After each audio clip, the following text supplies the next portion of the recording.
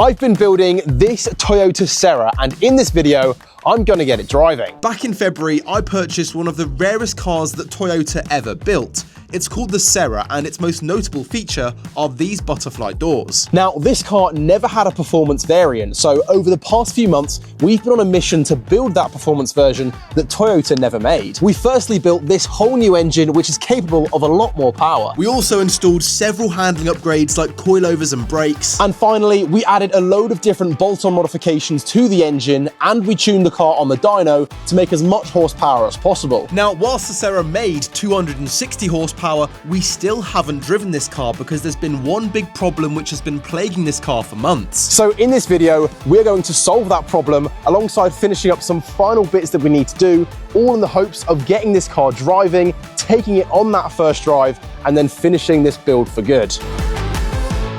So, because the parts that we need to fix the main big problem with the Sera won't be arriving until slightly later on in the video, we can firstly crack on with some of the smaller jobs that need doing, starting with a new intake for the turbo. And this is what we've come up with. It's a small metal pipe with a bend and some mesh to protect the turbo from anything getting in, and the main reason why I went for this instead of the normal air filter is partially because of the space constraints, but it's mostly because this intake is going to make our turbo sound absolutely amazing. That's like a ram air as well, isn't it? Air's going to be whoosh into that. Not that that makes any difference, but that is a perfect solution to that, I have to say.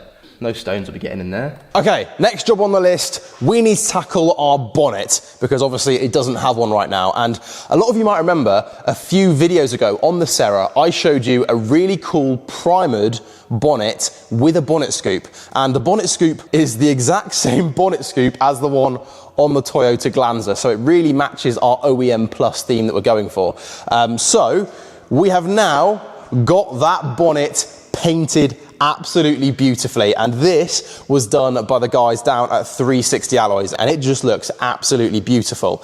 But I have made a mistake with doing this. Unfortunately, we needed to drill some holes in this bonnet before paint, and we haven't done it. So we are now in a point where we have to drill holes into this bonnet after paint. You can see that on this bonnet we've got these two little holes here, and those are for the sort of washer jets, and we don't have them on this bonnet. So the first thing we need to do, there is a lot of jobs we need to do with this bonnet, but the first thing we need to do is drilling those holes in this fresh paintwork, which is going to make me very nervous, but we've got to do it, so let's give it a go. So to get the holes for the washer jets perfectly drilled into our new bonnet, the first step is to measure exactly where these holes need to go so that they're centered.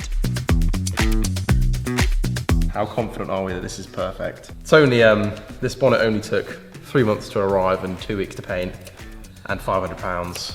Okay, let's give it a go. So after marking down where we thought was the perfect place to drill these holes, I could then get my brave hat on and start drilling.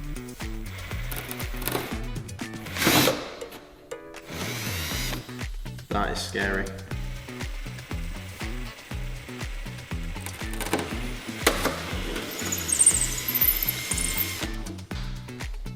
No going back now. No going back now. That's where they're going. That's where they're going, whether they like it or not. Yeah. Now, because fiberglass is so brittle, the technique I was using to try and prevent cracks and damage in the paintwork was to gradually go up in sizes of drill bit from 4mm all the way up to 11.5.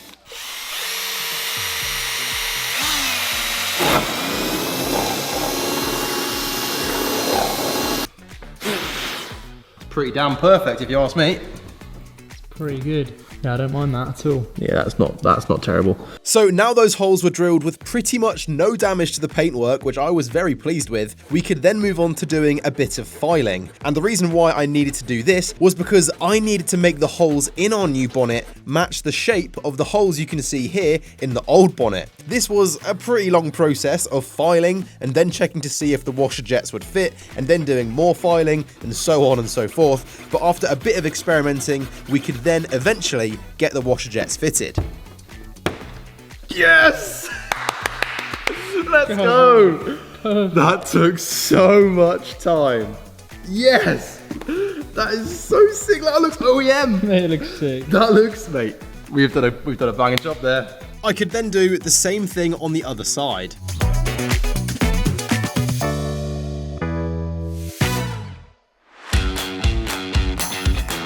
So next up, we had to transfer over these rubber seals from the old bonnet to our new one. And again, this needed a bit of drilling.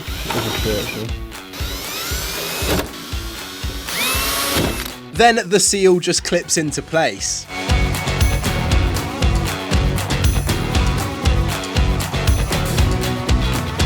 So the next thing we have to fit onto the bonnet is actually this interesting looking custom piece of metal, and this is our new bonnet latch. But before fitting it on, we firstly got to make a few adjustments to it with the angle grinder.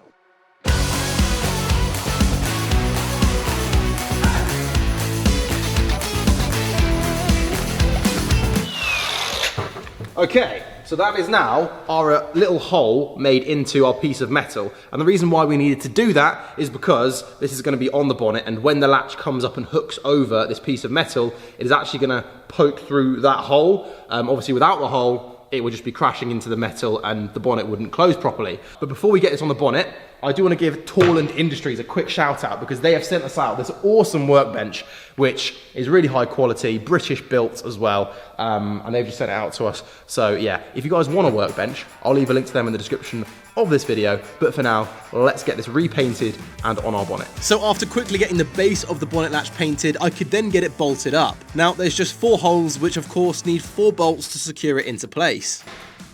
Yeah, that looks so sick. Oh, I'm so pleased with this bonnet. Look how good that is. Yeah, sick. It's coming together now. It actually is. Test to see if it works. Okay, so. Yes!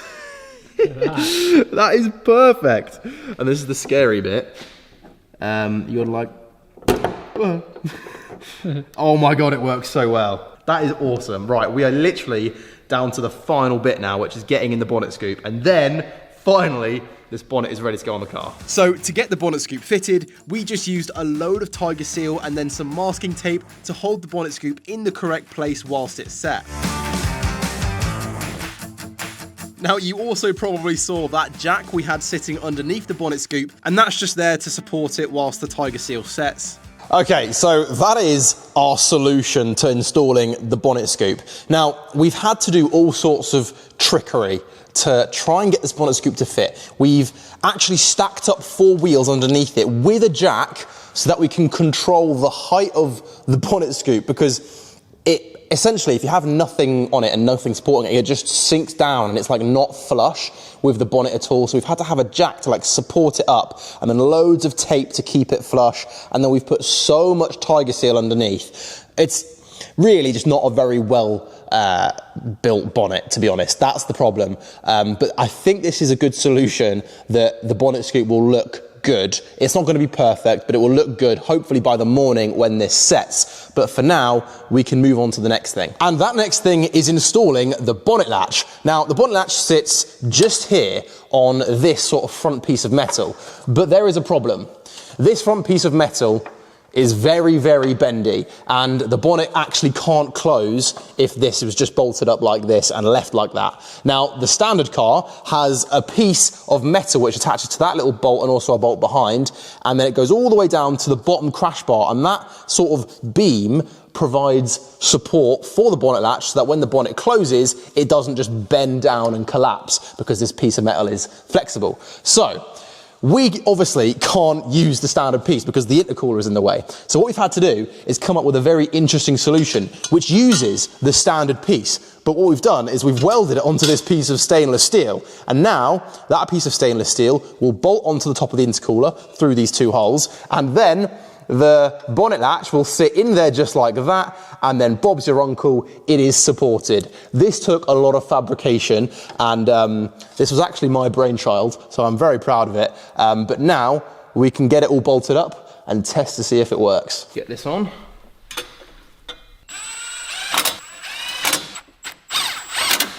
And now that can sit in there. Cool. That is now on. So, as you can see, now when the bonnet closes and pressure goes down on that, that is pretty damn strong. So that should solve that issue. Okay, so now that is finished, we can move on to just getting the front end of the Sera back together. But all of this hard work is making me quite hungry, which is why I've got this Y-Food. So as for building up the front end, the first thing I could install were the headlights.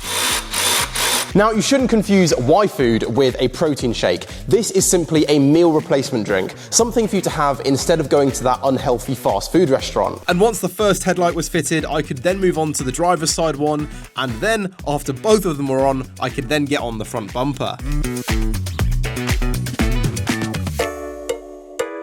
Okay, so that is now the bumper fitted, and you might notice that we now have this awesome wide mouth. The bumper did have a grille covering this, but we thought it was way cooler to cut this out. I just think it looks absolutely mega. But what else is mega is the fact that Y-Food has 27 grams of protein, 26 vitamins and minerals. It is lactose-free, gluten-free, and it has no added sugar. And the most important thing for me is that it keeps me full for 3 to 5 hours, meaning I can continue on with all of the work I need to do without stopping for an hour. So once the under trays were fitted, the last things to get on were the mud flaps and the wheel arch liners.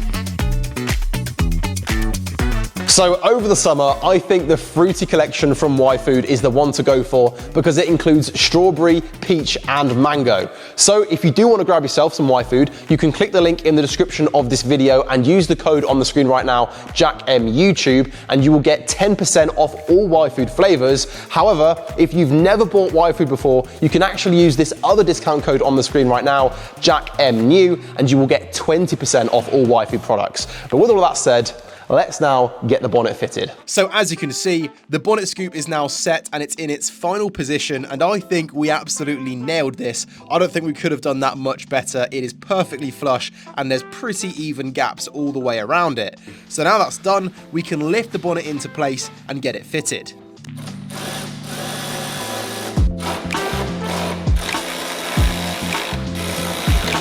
Big moment. Oh my god, that looks insane. Is it close? No, it doesn't close! So to begin with, the bonnet didn't close properly, but after a little bit of adjusting with the latch, we then tried again.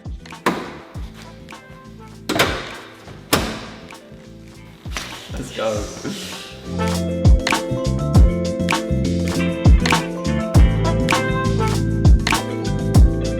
Well, ladies and gentlemen, what do we think of that bonnet? I think it is absolutely beautiful. It really sets the car off. This is what it needed, a bit of aggression. And you've got that bonnet scoop on there now, and with the intercooler that you can see in the front bumper, this has got to be like the coolest looking front end of any car I've done on the channel. It's so sick. Now, there are a few problems. It's not perfect. Like the panel gaps are horrendous. Especially here, you can see it's really close there and not very close there. It needs a lot of adjusting, but it's not something we're going to try and get perfected now because we've already spent a ridiculous amount of time on this bonnet. The next thing I want to quickly do is try and get the washer jets working, and then we can move on to what I've got planned next. So to quickly test and see if the washer jets still worked, I could connect the washer fluid piping to our washer jets and then give it a test. It's such a small thing, washer jets. But like, if you don't have them, it's annoying. I think it's this one. How do you even activate them? I don't even know. What is this? Oh, it's a little button. There's a little button. Okay, ready? There's a little button. Yes! Let's go! Yes! It's a tiny thing, but that is just... how much effort went into just putting those two little washer jets in the bonnet? Oh, too much. But bro, now we have it.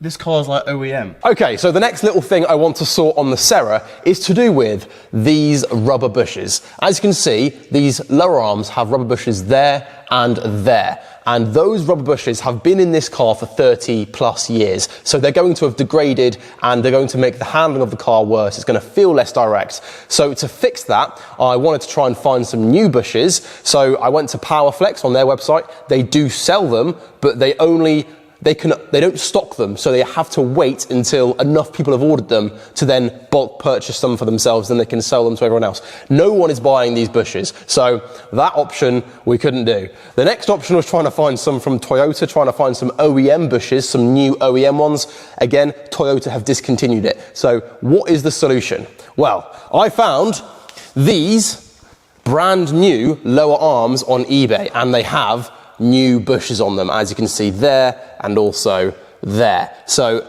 even though these are technically the exact same bushes as the one on the car already, because they're brand new, they're going to make the car feel a lot better when driving. So let's get these on. So in order to get our new lower arms fitted, the first step was to just loosen off the anti-roll bar. Cool, and then we just undo this, undo that, undo those three, I think.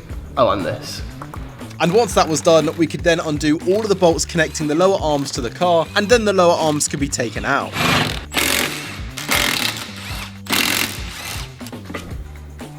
There we go. Nice. One old lower arm.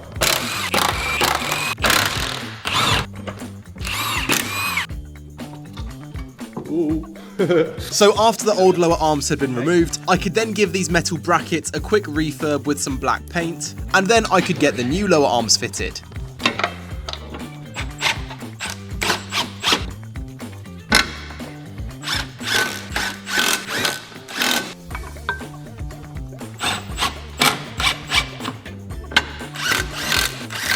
Okay, so now before we do up these final two bolts for our new lower arms, we have another modification which I found, which I'm not honestly entirely sure what it does, but it is blue, so it matches everything, and it basically is going to sit like that. So when we bolt up the last bolt on the lower arm, we can attach this on, and I think the research I've done is it stops sort of the subframe like squishing together. It just adds a little bit more strength.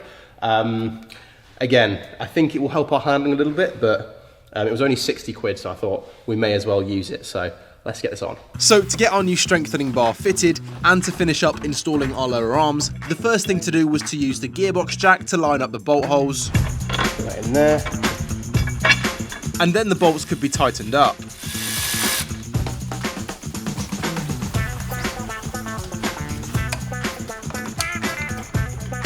That'll do. And after getting everything fitted, we did go around all of the nuts and bolts to make sure all of them were tightened properly. That looks good though. What do you think?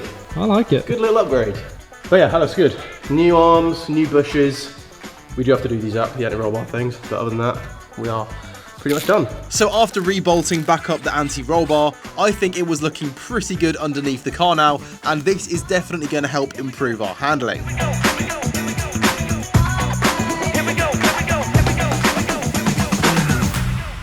Okay, so we can now finally start tackling the big problem which has been plaguing the Sera for a very long time now, and it is these rear brakes. Now, these are off a Toyota Glanza. For those of you who've watched the previous videos, you'll know that, but these brakes have a bit of a habit. Every single second-hand set you can possibly buy basically are all seized. The caliper pistons are seized, and these were the same when we bought them. I didn't know about it when I did buy them, and turns out that we couldn't wind the caliper pistons back, and also on both of these brakes which are on the car currently, I broke the bleed nipples, meaning it needed to be drilled out, which ruined the threads on the bleed nipples, which is all bad. So not only are these seized, they're also, the bleed nipples are unusable. So, what is our solution? Well, I have been searching high and low for another set of these brakes because they are literally like hen's teeth to find. And I have finally managed to secure a fully refurbished and repainted in black, so it matches our theme, a refurbished set of brakes, which as you can see from that piston, they've got new pistons in there, and these ones aren't seized, according to the person who sold them to me. So that is good and will hopefully fix our problem, which means we will be able to brake, which means we'll then be able to drive this car. But also on top of doing the brakes right now, we're also going to add these, which are spacers, and that is going to make our wheel sit out more. They'll sit on like that. But You can also see there's another problem here. These studs are nowhere near long enough for these 15mm spacers, so they actually come with these studs, which are sort of lengthened studs, and that will allow us to bolt the wheels up as well as these spacers. And then on top of that, there's even more. The rear beam on this car, we've decided we want to refurbish, similar to what we did on the Ford Fusion. We want to make it sort of nice black coat of paint and just rust free. And we also want to put on these polyurethane bushes from Powerflex. Now, these are very hard to find, and we've had to pick them up second hand, but they weren't used, so they are basically brand new, and they are going to sit sort of in that little section of the rear beam up there. And that is going to help our handling a little bit as well. So there's a lot to get on with. The main thing we're going to do is take the rear beam down, and then we can just build it up out of the car and then hopefully reinstall the whole thing. So let's go. So to remove the rear beam, I've got to disconnect the handbrake cables, the brake lines, I've got to remove the panhard bar, also I've got to disconnect the bottom of the coilovers, and once that's done, there's just two main bolts that hold in the rear beam, and then it can be removed.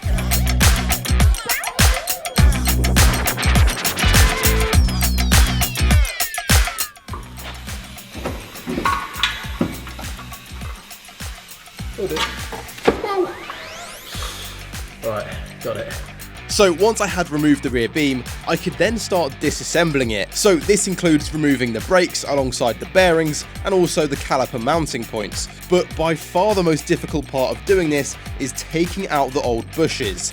There's no proper way of doing this, and you've just sort of got to attack them for a long time with different power tools and hope they eventually come free.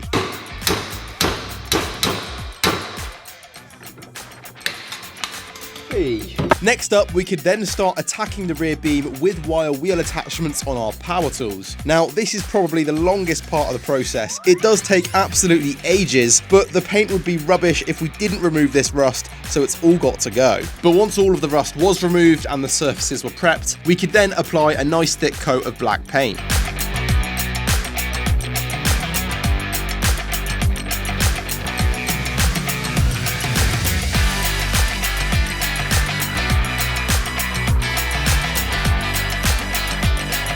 Okay, so that is now the rear beam completely refurbished in black paint, and I think this is looking a heck of a lot better. I am very glad we went to all of that effort.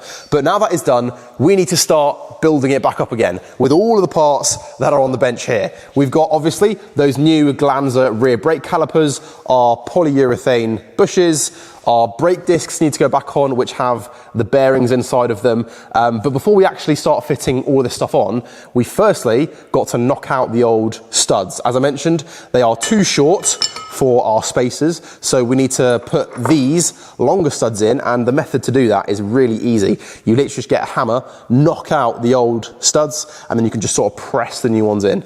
Simple as that. So let's get going.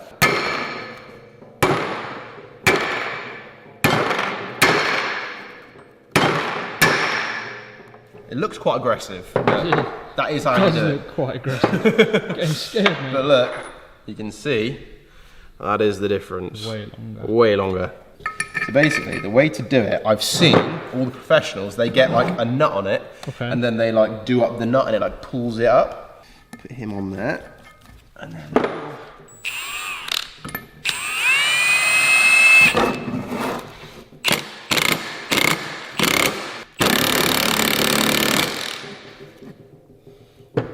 Oh, that worked, look at that. Yeah, better. That is loads better. So I think it takes a tiny bit more aggression. Yeah, threads are fine. Okay. There you go. There we are. 1 down, 7 to go. So I could then focus on getting the rest of the studs installed onto the brake discs. And that is 1 done. Look at that. That is class, doesn't it? Yeah, they're good.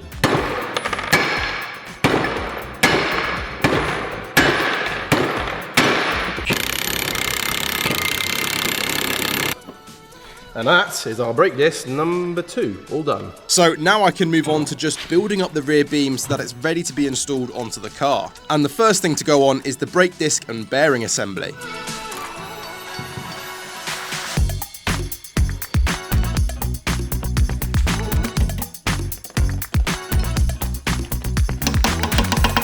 Once that was done, I could then get our new brake calipers installed.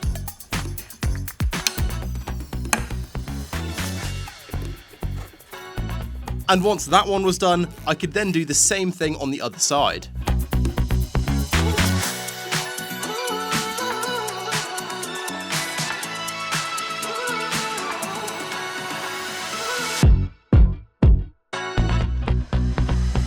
Okay, so as for fitting on the polyurethane bushes, it is very simple. All we have to do is just sandwich those two in like that. Then we grab our grease and we can grease up the inside, not the outside, which is what a lot of people do. The inside of the bushes, put the grease in those holes just there, because that's where it sort of pivots. And then to lock it into place, you can get this metal thing and then just give it a little tippy tap. That is it, fitted. It is so easy. Let's go to the other side.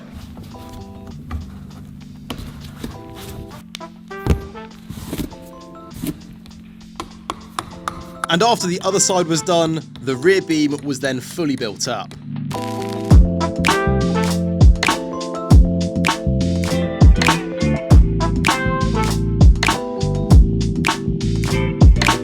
So now that was all done, I could go ahead and get the rear beam fitted onto the Sera for the final time.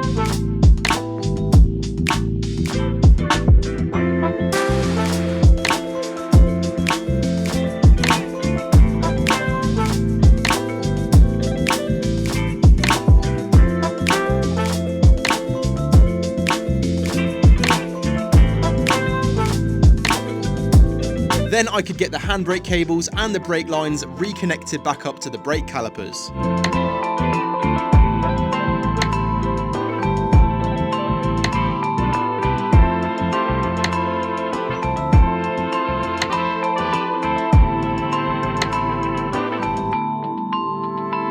So guys, that is now a fully refurbished rear beam with extended studs, refurbished rear brakes and polyurethane bushes now fitted onto the Sera, and we are so close now to being able to drive this car, and I am so excited. It's probably the most excited I've ever been for any of the projects, because I have to say I think this one is my favourite. But before we can drive the car, there are still a few jobs left to do, and one of them is to do with the front. As you can see, we have already removed the brakes because I want to fit spacers onto the front as well as the rear, but instead of 15mm spacers, we are just going to go with 5s because it didn't need as much on the front. And to do that, again, we need to install our extended wheel nut studs. So let's crack on with that, and then we can bleed the brakes, and then it's ready for that drive. So the technique to install the lengthened studs on the front is the exact same as doing it on the rear. You've firstly got to absolutely whack out the old studs, and then we can use a nut and the big gun to pull the new studs through.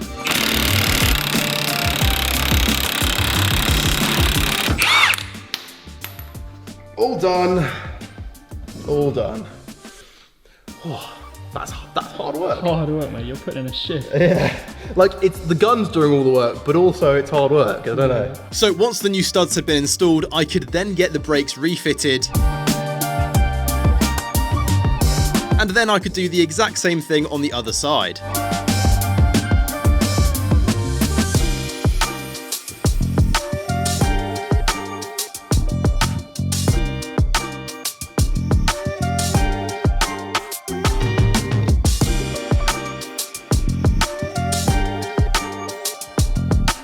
Now, the last thing we had to do before we could put our wheels and spacers on was to bleed the brakes. And to do this, we used the old trusty method of having your mate on the brake pedal whilst you open and close the bleed nipple.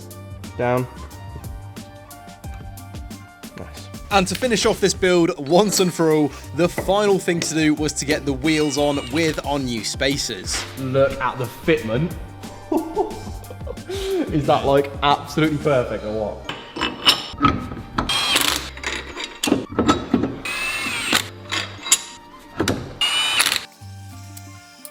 It actually looks insane. That is, the fronts are pretty much absolutely bang on. The rears are loads better, but to be honest, it could have done, like, we could have got away with a 20mm spacer on that. Yeah, I agree. Genuinely. But like, it's still loads better. Well, ladies and gentlemen, I never thought I'd be saying this, but that is now the Toyota Sera project finally complete. Back in February, we set out with one goal, and that was to build the performance version of the Toyota Sera that Toyota never made. And I think we have done a pretty good job with all of the upgrades and modifications that we've done to this car.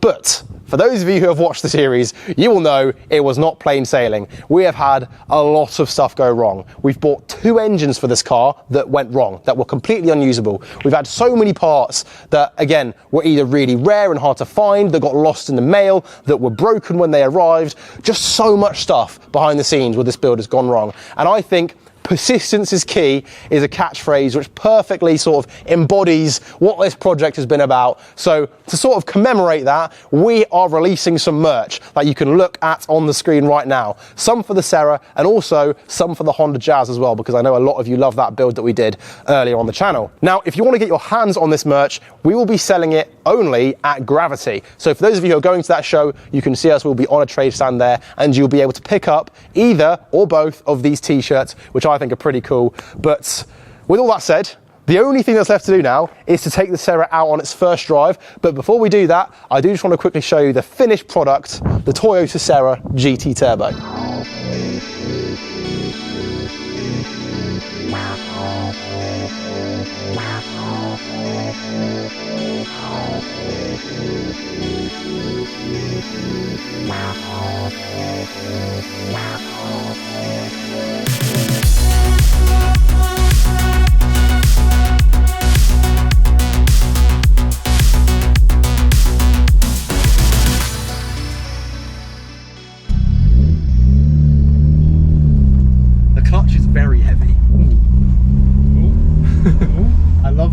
The exhaust note is not like, it's the first car we've done at first driving where it's not been like ridiculously loud. Down there if you want. Wait, the clutch, it feels really nice. It's really heavy, but it feels nice. Yeah, race car. It proper feels like a race car, and it sounds good. Right, you ready? Ready.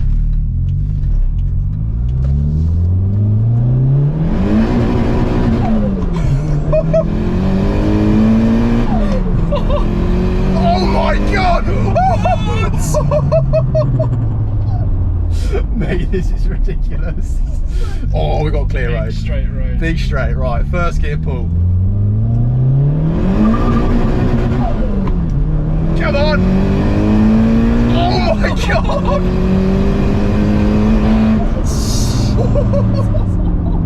It's so fast. This thing is seriously quick. Honestly, I'm like struggling. It's also so laggy as well. It like waits and waits and waits, and then it gives you everything right in that.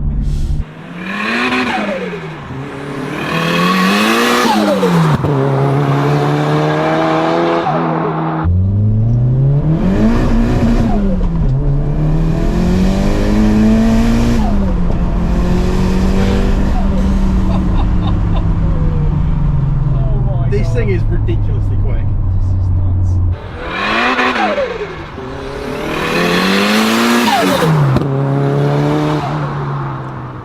It's that power to weight ratio. It is literally a crazy power to weight ratio. Oh my god. It's like such an adrenaline rush, isn't it? It's the heart pumping. Well, ladies and gentlemen, if you did go on to enjoy this video and you like the Sera, make sure to smash that like button, click that subscribe button if you haven't already, and I'll catch you in the next one.